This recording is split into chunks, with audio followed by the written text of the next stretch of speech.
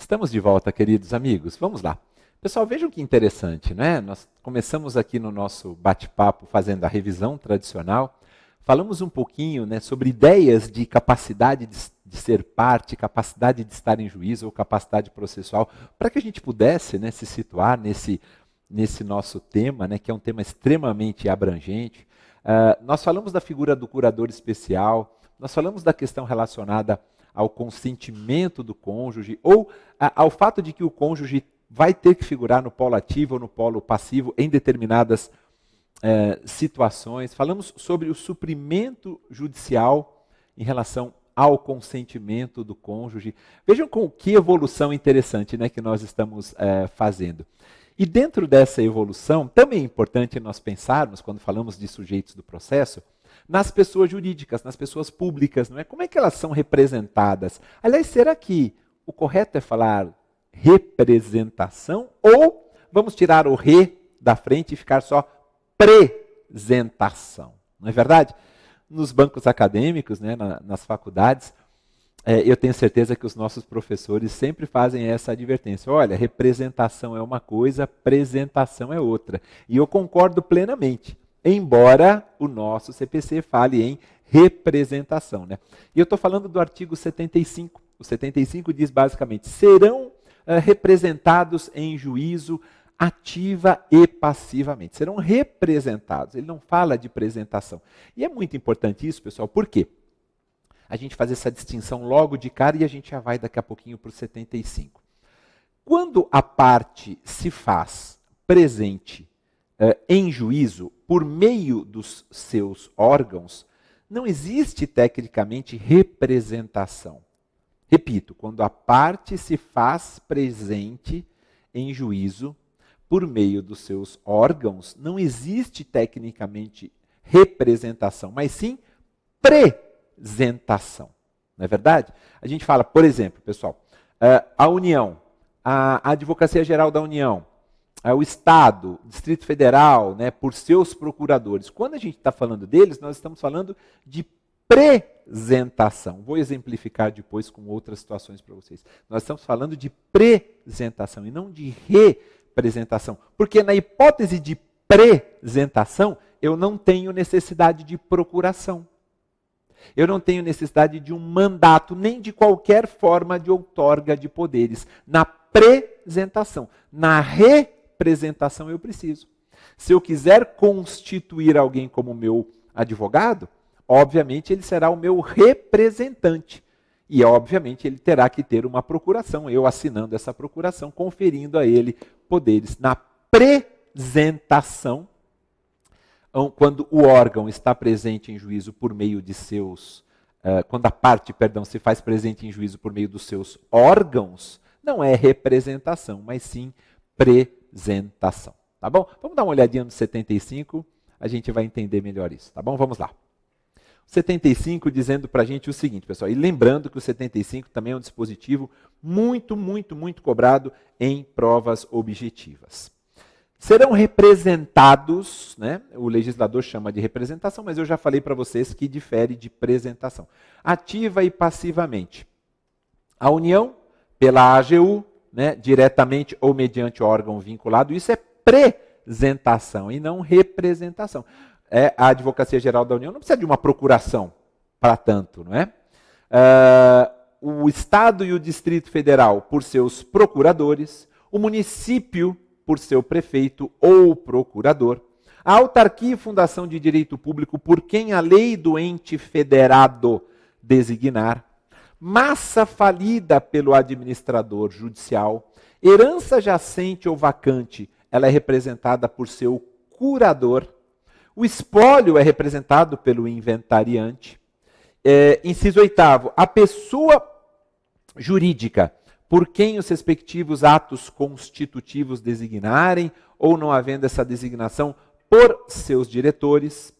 E para finalizar, inciso 9º, a sociedade e a associação irregulares e outros entes organizados sem personalidade jurídica, pela pessoa a quem couber a administração de seus bens, A pessoa jurídica estrangeira, pelo gerente, representante ou administrador de sua filial, agência ou sucursal aberta ou instalada no Brasil. E o condomínio, nós sabemos, representado pelo administrador ou pelo síndico, pessoal, tá? Então, nas hipóteses que nós vimos aqui, todas elas, embora se fale em representação, a gente só tem ali os incisos 5, o 6, o 8 e o 10 como sendo representação. 5, 6, 8 e 10 como representação. Vamos dar uma olhadinha? Olha só na tela, pessoal, voltando lá, vejam só.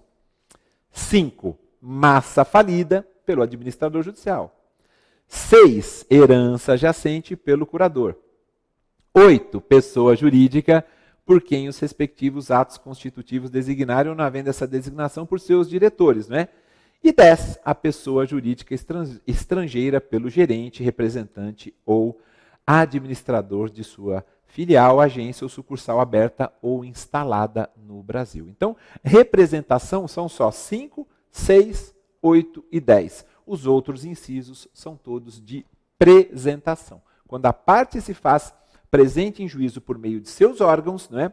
Não existe tecnicamente representação, mas sim presentação. Maurício, isso pode ser cobrado num concurso para carreira jurídica? Amigos, isso não só pode ser, como já foi cobrado, até em provas objetivas. Eu já vi questionamento nesse sentido em prova oral. Perguntado ao candidato se ele faz a distinção, se ele conseguiria fazer a distinção entre o que é representação e presentação. Por isso, importante nós lembrarmos. Maravilha? Ótimo. Agora, Maurício, me diga uma coisa.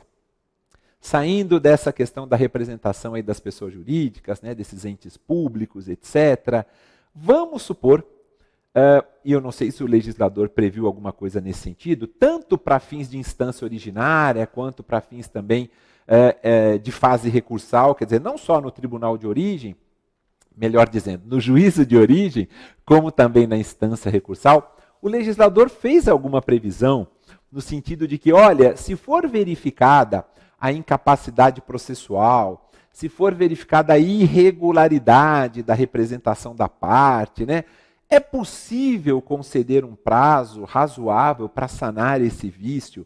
Será que quando a gente fala de incapacidade processual... Ô, Maurício, é o que você falou no início. Você fez aquela distinção entre capacidade de ser parte e capacidade de estar em juízo, também chamada de capacidade processual. Se o juiz constatar isso, seja no primeiro grau, seja no segundo grau, se ele constatar esta incapacidade processual ou uma irregularidade da representação, é possível conceder um prazo para sanar esse vício?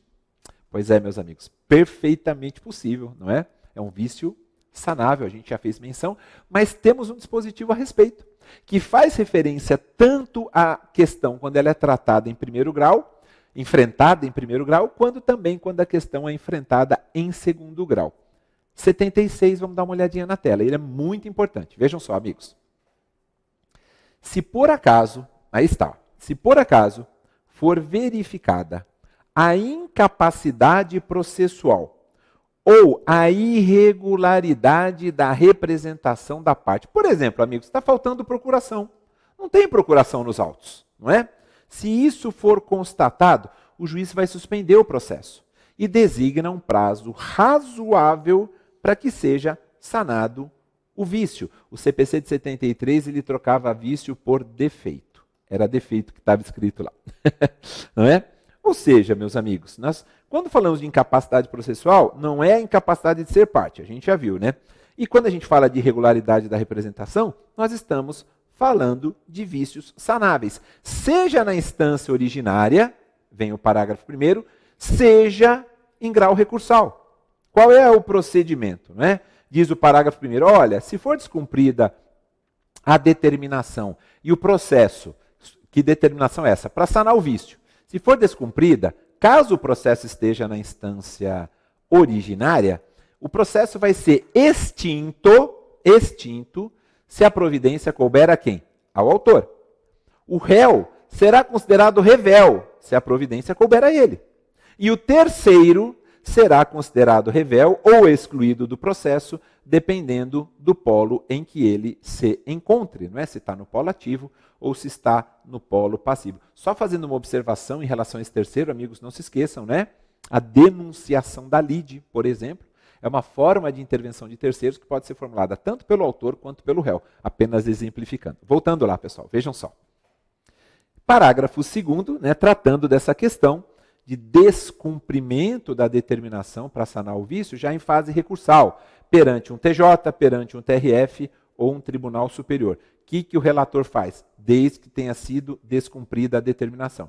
Não conhecerá do recurso, se a providência couber ao recorrente. E olhem, amigos, além de tudo, a gente tem o 932, parágrafo único, como um dispositivo importantíssimo também, que só corrobora essa ideia de conceder um prazo para sanar o vício. Esse prazo é 5 dias normalmente, viu, pessoal? Com um prazo razoável. E, por fim, determinará o desentranhamento das contrarrazões, evidentemente, se a providência couber ao recorrido. As razões para o recorrente, as contrarrazões para o recorrido. Maravilha? Bom, pessoal, eu vejo como esses dispositivos, eu vejo todos eles que nós mencionamos, e vocês perceberam que eu fiz questão de trazer aqueles mais importantes aqui para a tela, como fundamentais para a gente conhecer bem toda essa temática envolvendo a atuação, a representação, a participação dos sujeitos no processo. Agora, todos os sujeitos do processo, todos que atuam no processo, todos que de alguma forma participam do processo, indiscutivelmente, talvez o que eu vou falar aqui seja chover no molhado, usando uma expressão muito popular, todos têm deveres. As partes, seus procuradores e todos aqueles que de qualquer forma participam do processo, que são deveres correlacionados a comportamentos de boa-fé.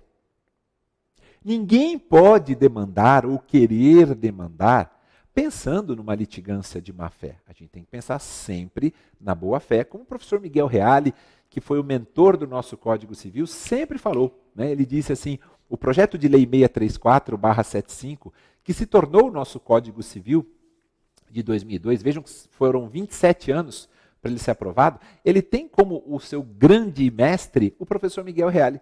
E numa das palestras, eu não sei se eu disse isso para vocês, amigos, se eu disse, me perdoem, eu vou apenas repetir, ele sempre falou isso. As relações de direito material precisam ser permeadas de boa-fé. As relações de direito processual também. E isso nunca vai acabar. Ele falou assim, se eu viver mais 40 anos, mais 50 anos, eu me recordo de ter visto o nosso grande mestre, professor Miguel Reale, assim se manifestar, se eu viver mais 40, 50 anos, eu vou estar sempre falando na necessidade de um comportamento de boa-fé. É por este motivo, e eu não vou colocar na telinha não, tá, pessoal? É por esse motivo que quando nós falamos de deveres das partes e dos seus procuradores, eu vou chamar um pouquinho só a sua atenção, por gentileza, minha querida amiga, meu querido amigo. Humildemente eu chamo a atenção. O legislador ratifica, confirma, principalmente nos artigos 77, 80 e 81, vou repetir, 77, 80 e 81, justamente essa necessidade de que as partes, seus procuradores e todos aqueles que de alguma forma participem do processo, né, cumpram os deveres que ali estão elencados. Além de outros, não só esses, né, pessoal? Aliás, o 77 começa com um além. Querem ver? Eu vou ler para vocês, olhem só. Além de outros previstos neste código, são deveres das partes, dos seus procuradores e de todos aqueles que de qualquer forma participem do processo. Vejam só, são coisas básicas, simples. Todos nós sabemos, mas não custa recordar, amigos. Olhem só. Expor os fatos em juízo conforme a verdade. Porque quando você expõe os fatos em juízo conforme a verdade, você também está colaborando, você está cooperando com o processo. Inciso 2º, não formular pretensão ou apresentar defesa quando cientes de que são destituídas de fundamento. Inciso 3º, não produzir provas e não praticar atos inúteis ou desnecessários à declaração ou à defesa do direito. 4º, cumprir com exatidão as decisões jurisdicionais de natureza provisória ou de natureza final e não criar embaraços à sua efetivação. Olhem que comportamentos processuais tão importantes, que regras de comportamento processuais tão importantes que nós temos. Inciso 5, declinar no primeiro momento que lhe couber falar nos autos, o endereço residencial ou profissional onde receberão intimações, atualizando essa informação sempre que ocorrer qualquer modificação temporária ou definitiva. O advogado, por exemplo, que postula em causa própria, está lá no 106, inciso 2º.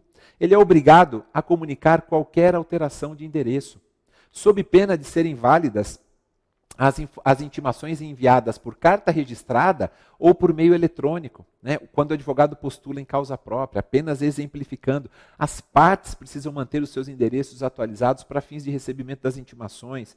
Inciso 6, não praticar inovação ilegal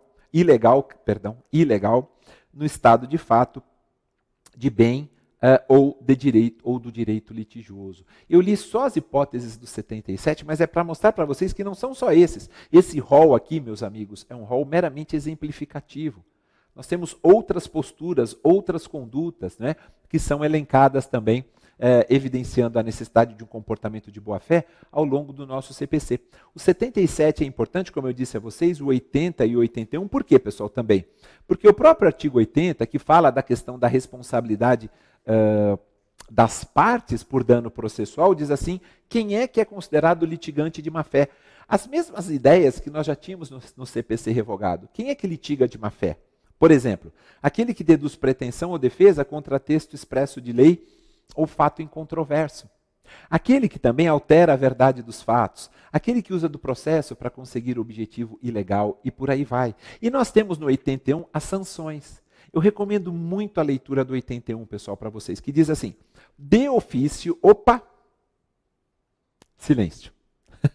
O silêncio é de propósito, amigos. De ofício, quer dizer, o juiz pode aplicar de ofício ou a requerimento da parte, ele pode condenar, o litigante de má-fé a pagar uma multa, que deverá ser superior a 1% e inferior a 10% do valor corrigido da causa. Então, entre 1% e 10% do valor corrigido da causa, a indenizar a parte contrária pelos prejuízos que esta sofreu e a arcar com os honorários advocatícios e com todas as despesas que efetuou. Então vejam, amigos, o sistema, como é que ele funciona? O sistema do nosso CPC.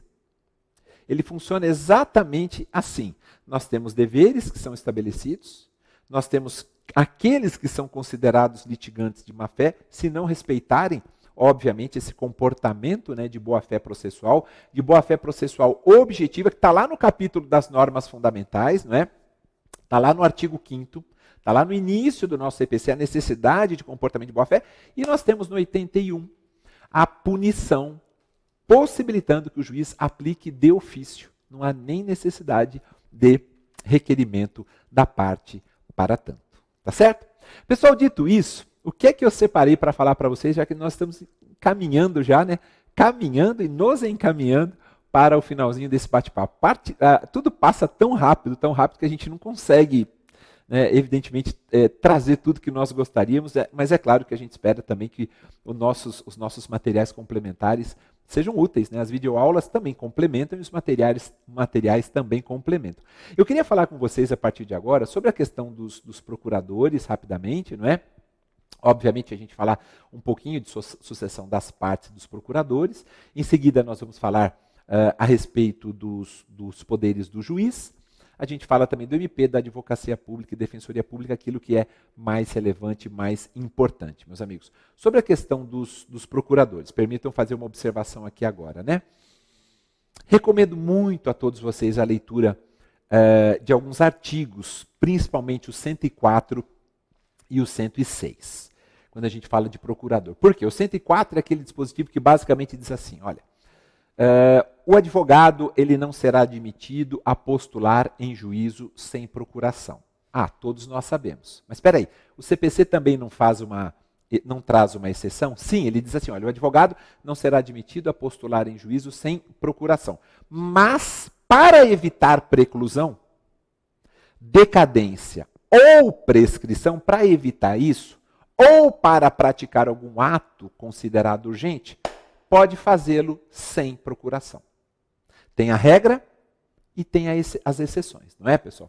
Nessas hipóteses que eu mencionei para vocês, para evitar preclusão, para evitar decadência ou prescrição, ou para a prática de atos urgentes, nessas hipóteses o advogado deverá, independentemente de caução, não há necessidade de qualquer contracautela, nenhuma, o advogado deverá exibir a procuração em juízo no prazo de 15 dias. Maurício, esse prazo pode ser prorrogado? Pode sim, através de manifestação de despacho do juiz. Então, é muito importante, está lá no 104, meus amigos, eu recomendo muito a leitura para todos vocês.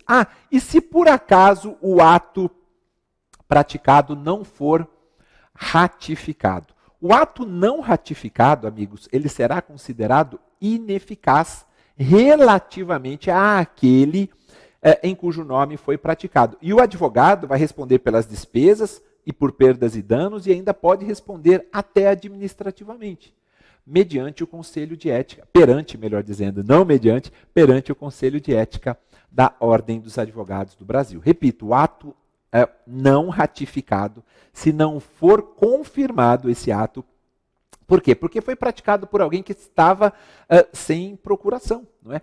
Mas depois vai ter que juntar, obviamente, a procuração? Vai. Se por acaso o ato não for ratificado, ele será considerado ineficaz. E todas as consequências, obviamente, de prejuízos de ordem material e até mesmo de prejuízos de ordem administrativa, como uma eventual punição no Conselho de Ética da OAB, isso tudo pode ser imputado ao respectivo advogado. Dos procuradores, o 104 é extremamente importante, e o 106 eu já falei para vocês, igualmente importante, quando postular em causa própria. Quando postular em causa própria, o 106 é fundamental. Incumbe ao advogado, quando postular em causa própria. Ele tem que declarar na petição inicial ou na contestação, não sei se o advogado vai atuar pela parte autora ou pela parte ré, ele tem que declarar o seu endereço, ele tem que declarar o número da sua inscrição no quadro nos quadros da Ordem dos Advogados do Brasil, e ele também tem que indicar, se for o caso, o nome da sociedade de advogados a que ele pertença. Para quê? Para receber as intimações. Tem que declarar. Maurício, então, para além dos requisitos de uma petição inicial, por exemplo, se o advogado que estiver postulando em causa própria for o autor também, além dos requisitos do 319, tem esse do 106, inciso 1º? Sim. E também, como procurador, ele tem que comunicar ao juízo qualquer mudança de endereço. Qualquer mudança de endereço. Maurício, mas vamos supor que ele não informe o número da OAB, não informe seu endereço, não informe a sociedade de advogados a que ele pertença. É possível sanar esse vício? Não tem problema algum. O juiz não vai, por quê? Por conta do princípio da primazia do julgamento de mérito, o juiz não vai extinguir o feito sem apreciação meritória, não. Ele vai dar um prazo de 5 dias, aí sim, se por acaso não for suprido o vício, ocorrerá o indeferimento da petição. E quanto à necessidade de atualização permanente do seu endereço, como eu já mencionei para vocês, é princípio da cooperação, é princípio da colaboração. O advogado tem que assim proceder. Por quê? Porque se ele não proceder, serão consideradas válidas todas as intimações enviadas por carta registrada ou por meio eletrônico ao endereço que estiver constante dos autos. Mas ele mudou e não avisou. Pois é, mudou e não avisou, infelizmente corre esse risco, tá bom? Pessoal, e aproveitando, pessoal, já que falamos do 104 e 106, estamos falando de procuradores, né?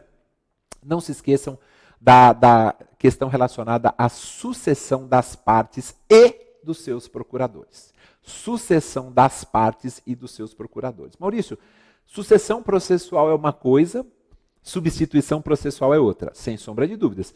Substituição processual é sinônimo de legitimação extraordinária. Por exemplo, o MP, o Ministério Público, quando ele ajuiza uma ACP, porque ele é um dos legitimados, segundo o artigo 5º da Lei 7.347 de 85. Quando ele ajuiza uma ação civil pública, ele assim o faz como legitimado extraordinário. É uma substituição processual em razão dos interesses que são ali tratados, interesses difusos, coletivos, individuais homogêneos, enfim, quais sejam aqueles direitos ali defendidos pelo representante do Ministério Público quando ajuiza aquela ação civil pública. Ali a gente fala de substituição processual. Sucessão processual, diferente. A sucessão processual é um fenômeno que é consubstanciado na substituição, na troca dos sujeitos que compõem os polos da demanda.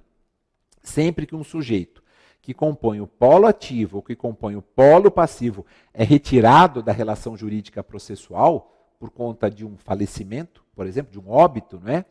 Para que um sujeito tome o seu lugar, aí a gente fala de sucessão processual, diferente de legitimação extraordinária, que é a mesma coisa que substituição processual, tá bom? Pessoal, no curso do processo somente é lícita a sucessão voluntária das partes, né, nos casos que são expressos ali em lei. Como eu disse, se ocorrer a morte de qualquer de uma das partes, tem que ter a sucessão pelo seu espólio ou por seus sucessores. A gente suspende o processo, né, para regularizar isso, né? Importante também, a parte que revogar o mandato outorgado, né, a um advogado, vamos supor que a parte queira, né, desconstituir aquele advogado, então ela vai revogar o mandato outorgado a seu advogado, ela constituirá no mesmo ato um outro, que obviamente assuma o patrocínio da causa. Maurício, e se ela não constituir, se não for constituído esse procurador novo no prazo de 15 dias, aí a gente vai lá para o 76, vocês lembram que a gente leu, não é? Verificando a incapacidade processual, não é? Ou a irregularidade na representação íntima para corrigir o vício. Então, se isso não acontecer, dá uma oportunidade para a parte que revogou o mandato outorgado a um advogado para constituir, dá os 5 dias, não é, para ela corrigir. Mas, por outro lado, também a gente não pode esquecer que o advogado pode renunciar. Não é só a parte que vai revogar o mandato outorgado ao advogado. O advogado pode falar assim, cansei, não é? Não quero mais atuar para essa parte, o advogado poderá, perdão, amigos, renunciar ao mandato a qualquer tempo, isso não tem problema algum.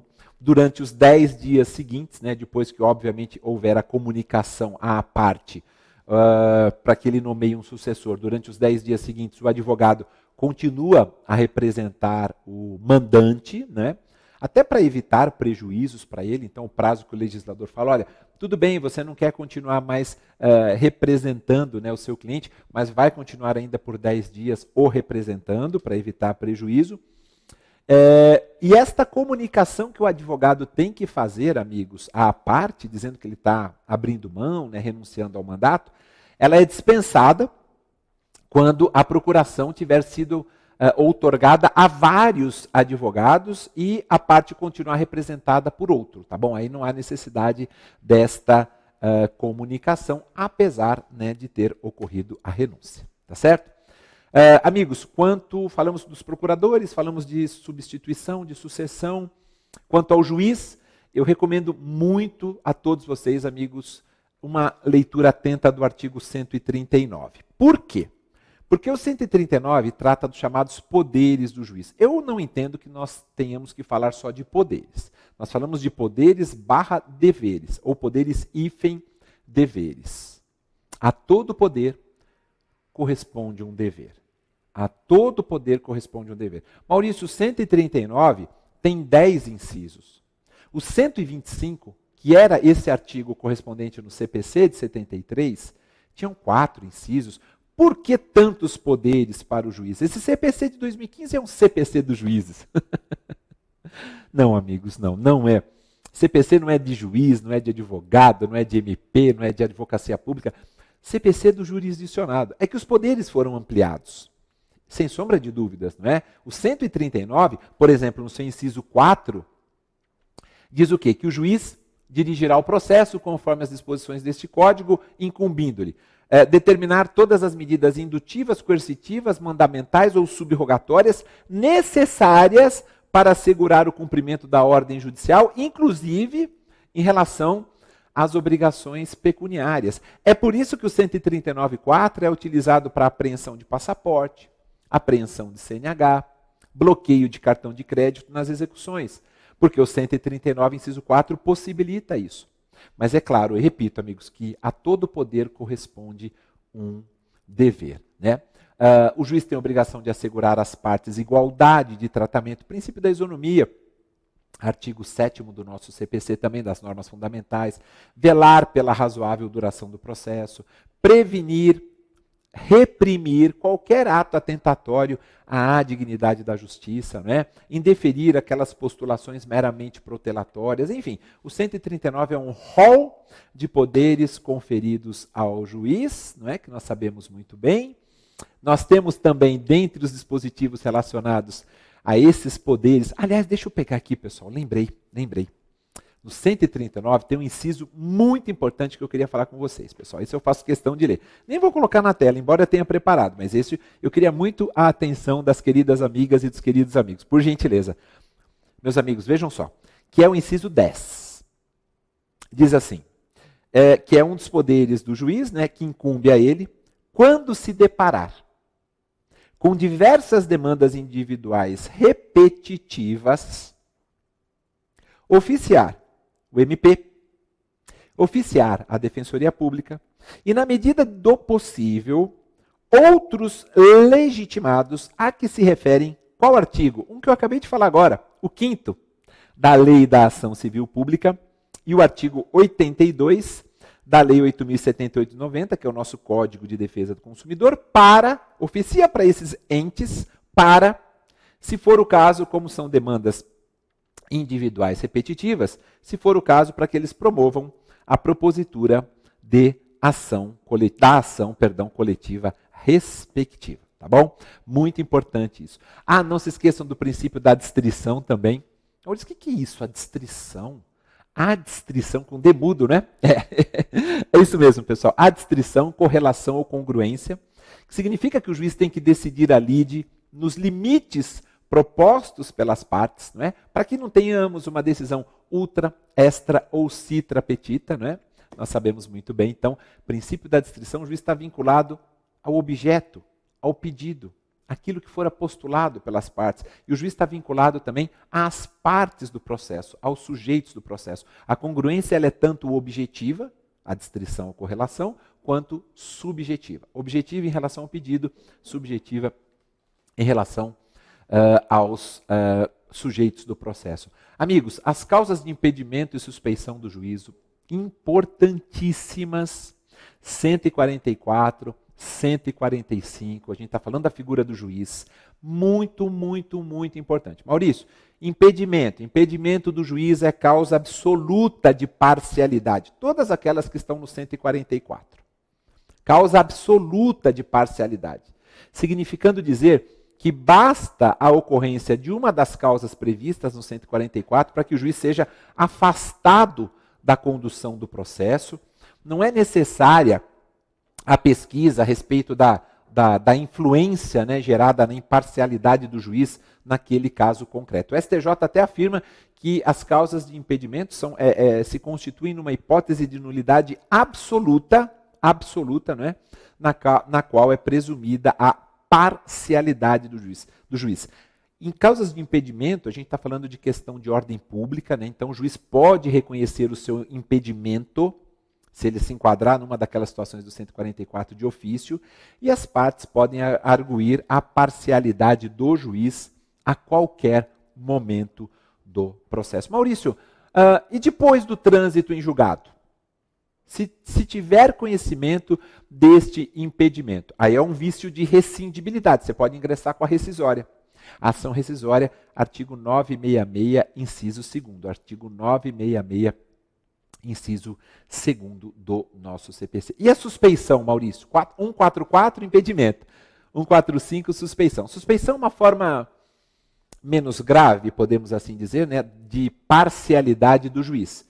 É sendo considerado uma causa de nulidade, de forma que, não sendo alegada pela parte no prazo de 15 dias, o vício não estará consolidado. Tá? E também não cabe ação rescisória quando a gente fala dessas hipóteses de suspeição. Apesar de ser uma causa de nulidade relativa, diferentemente do impedimento, né, que a gente está falando de uma causa de nulidade absoluta, apesar de ser causa de nulidade relativa, a suspeição pode ser conhecida de ofício pelo juiz também, porque ele vai se deparar, né, com uma daquelas situações lá do 145, meus amigos. Então, nada impede. A doutrina também é tranquila nesse sentido. Por exemplo, pessoal, só para exemplificar aqui para todos vocês. Olha, deixa eu pegar só o 145 bem rapidinho aqui. Ó.